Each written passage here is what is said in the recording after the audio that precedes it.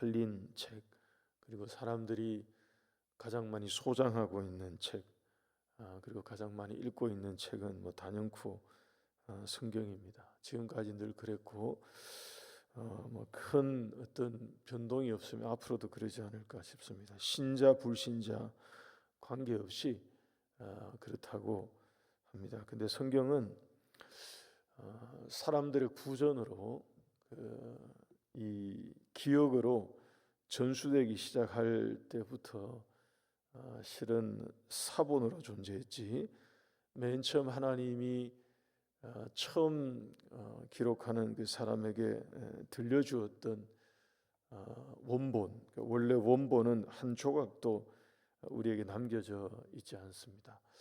하나님은 책에 기록하거나 또는 돌에 새겨서 말씀을 주셨지만 그 내용이 중요했지, 책이나 돌판 자체는 실은 중요하게 여기지 않았던 것으로 보입니다.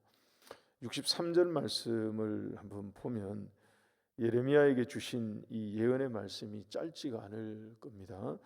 예레미야서에 나오는 이 예언이 분량이 짧지가 않을 텐데, 기록한 후에 읽고 나서는 63절 말씀에 나오죠. 그 책에 돌을 메어서 강에 던지라고 합니다. 책에 돌을 메어서 강에 던진다는 것은 없애겠다는 뜻이죠. 아마 모르긴 몰라도 예레미야가 그 서기관 역할을 한 바룩에게 원본을 기록할 때부터 시간 날 때마다 사본을 필사해 두라고 하지 않았었을까 싶습니다.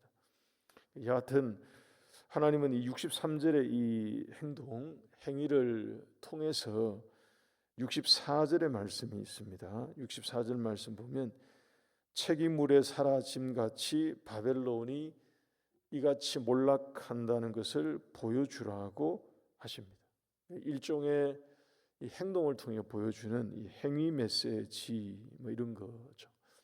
바벨론에 관한 예언의 말씀의 결말이 이것이다 하는 것을 책을 다 읽고 난 다음에 그 책을 돌에 메어서 강 속에 던지라고 하면서 예언의 말씀이 이제 끝나는 이거죠. 오늘 이 본문 마지막 부분입니다. 바벨론에 관한 예언의 마지막 이 부분에서 바벨론 땅에 살아가야 하는 하나님의 사람들, 그 사람들에 대한 당부의 말씀이 여기에 마지막 부분에 담겨져 있습니다. 여러분, 이것은 실은 우리에게 주시는 말씀과 같습니다. 바벨론과 같은 세상을 사는 우리에게 하나님이 주신 당부와 같은 말씀입니다. 60절, 61절 보시기 바랍니다. 60절과 61절 보시면 예레미야가 바벨론으로 향하여 가는, 예레미야는 안 갑니다. 앞에서 나왔습니다. 예레미야는 예루살렘 땅에 남기로, 고민 가운데 남기로, 그 땅에 그야말로 소망 없이 있는 사람들과 함께 남아서 하나님 말씀을 대언하기 위해서 본인은 남기로 결정을 하고요. 다른 사람들은 이제 포로로 가게 되었는데 60절, 61절 보게 되면 바벨론을 향하여 가는 스라야라는 사람의 이름이 있습니다. 병참감이라고 되어 있죠. 군사 물자를 담당하는 사람이었다, 이런 뜻입니다. 이 사람에게 예레미야가 명령을 줍니다. 61절 말씀 보십시오. 너는 바벨론에 이르거든 삼가 이 모든 말씀을 읽고 라고 하죠. 다시 말해서 바벨론에 도착하게 되면 그런 얘기입니다. 거기에 가서 그 땅에 살게 된 사람들에게 이 말씀을 읽어주라고 한 것입니다. 바꿔 말하면 그 땅에 살게 된 사람들에게 하나님이 당부하시는 하나님의 말씀이다 하는 것입니다. 45절 한번 보십시오. 맨 앞에 45절 맨 앞에 보면 나의 백성아 라고 이들을 부르시죠. 바벨론에 살게 된 하나님의 백성을 호명하시는 장면입니다. 하나님의 계획을 따라서, 뜻을 따라서 바벨론으로 가서 이제 살게 되었지만 어디에 있든지 너희들은 내 백성이다 하는 것을 실은 하나님이 알려주십니다. 그러니까 바벨론 땅에 살게 된 나의 백성아 거기에 가서 이렇게 살라라고 하나님이 말씀을 들려주십니다. 오늘 이 본문의 내용 긴 내용이지만 요지를 찾아서 정리하면 다음에 네 가지의 당부의 말씀으로 우리가 정리할 수 있습니다. 오늘은 여러분 이 네 가지만 기억하시면 될 것 같습니다. 하나님의 백성이 바벨론에서 사는 법입니다. 바벨론과 같은 이 세상 가운데 살아야 하는 우리에게도 당부하시는 말씀입니다. 첫 번째, 바벨론 가운데에서 나와서 하나님의 진노를 피하라고 하십니다. 여러분, 이게 받아들이기에 따라서는 좀 모호하죠. 바벨론에 가서 사는 사람들에게 거기 가면 이걸 읽어주라고 말합니다.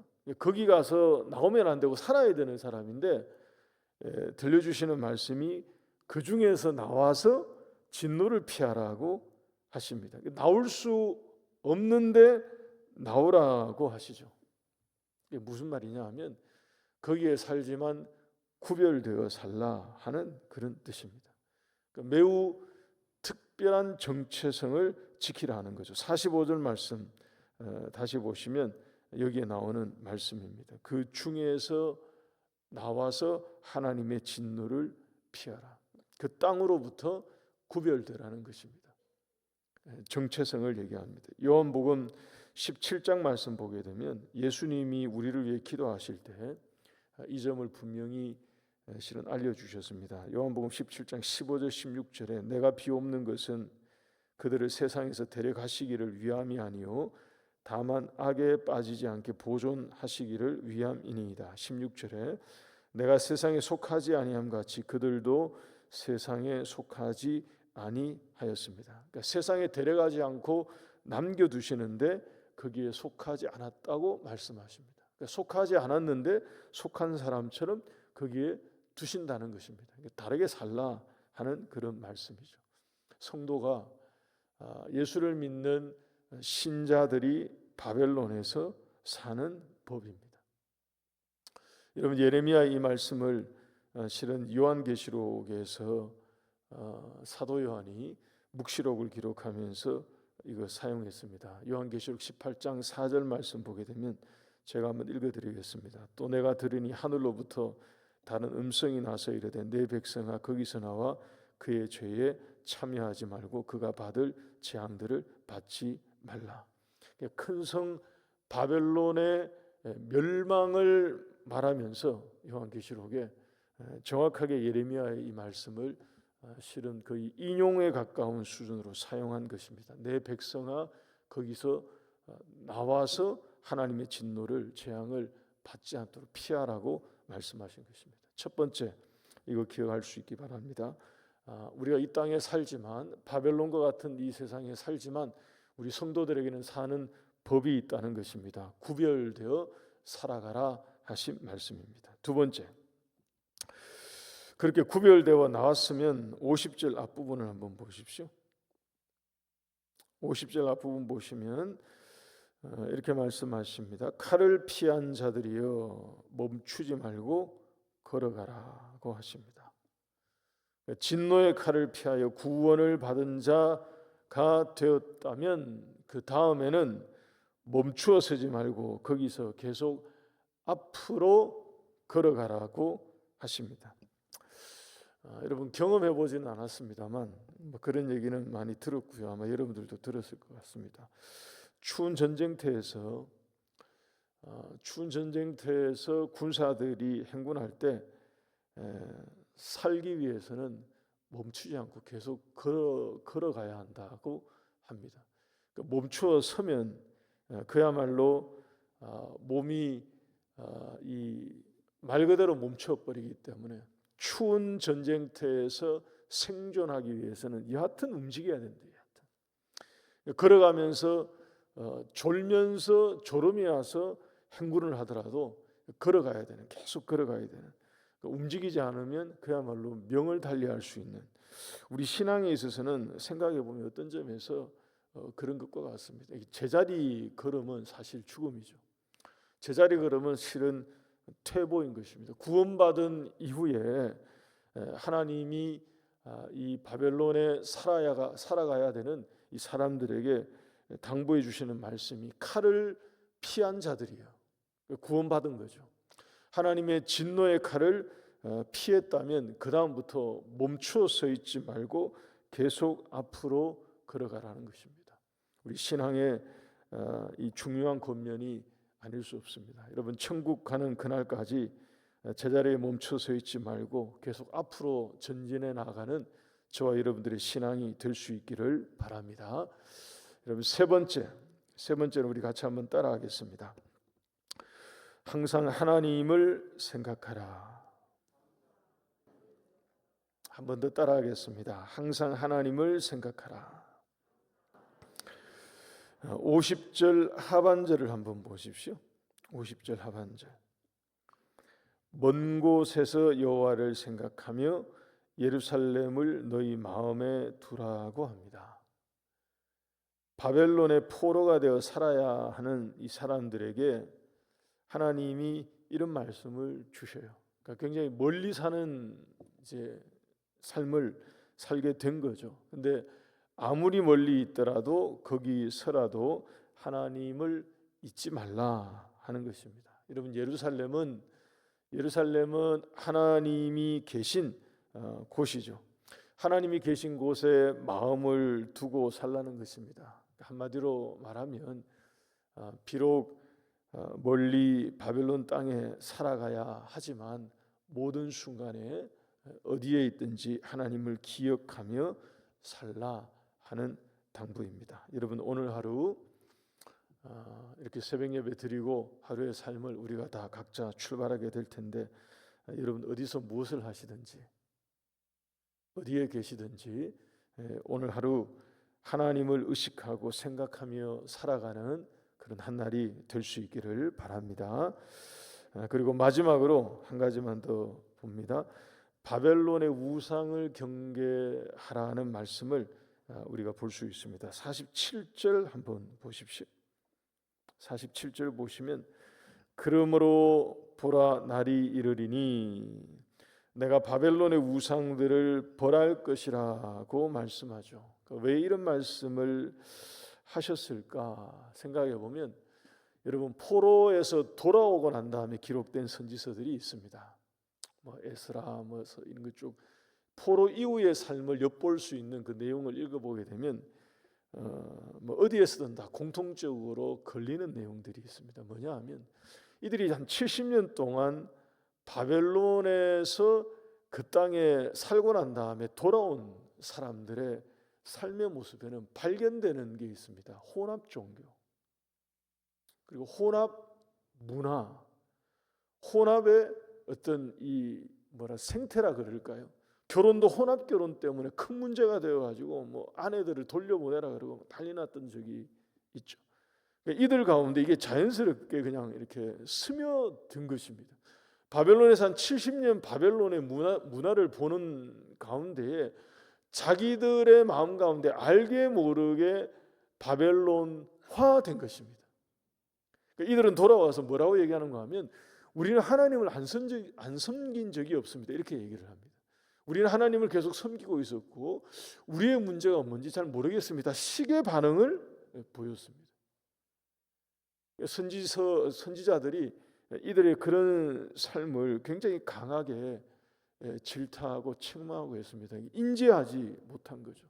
뭐가 잘못되어 있는지를 실은 잘 모르고 그냥 그 바벨론 가운데에 스며들어 오염되면서 살았던 것입니다. 실은 하나님은 이런 예레미야서 말씀들을 통해서 바벨론으로 가기 이전에 이 말씀을 이미 주시고요.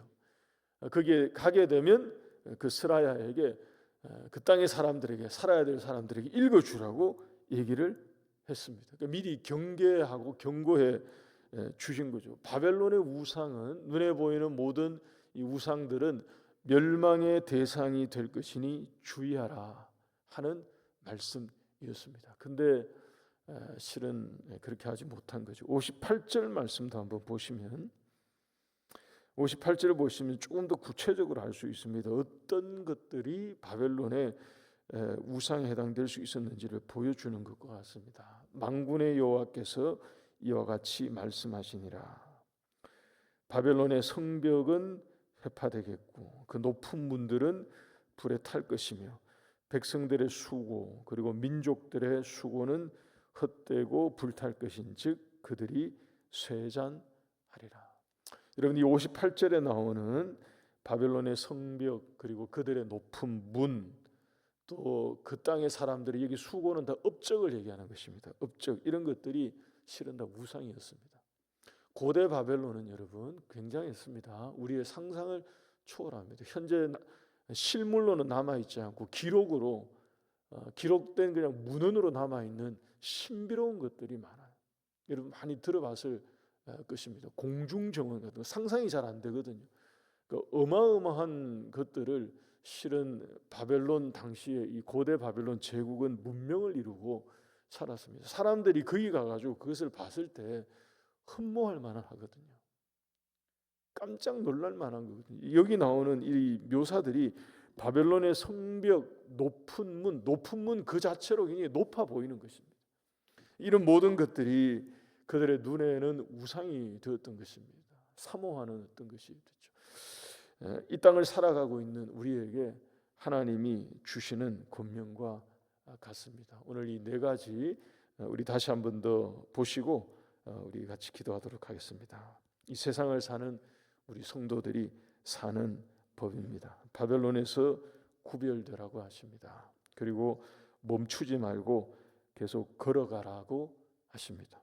어디에서든 하나님을 생각하라고 하십니다. 그리고 바벨론의 우상에 마음을 잃지 말라고 권면하십니다. 기도하겠습니다.